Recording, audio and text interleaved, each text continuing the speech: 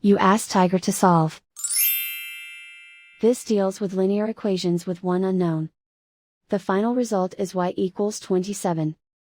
Let's solve it step by step. Group all constants on the right side of the equation. Subtract 36 from both sides. Group like terms. Simplify the arithmetic.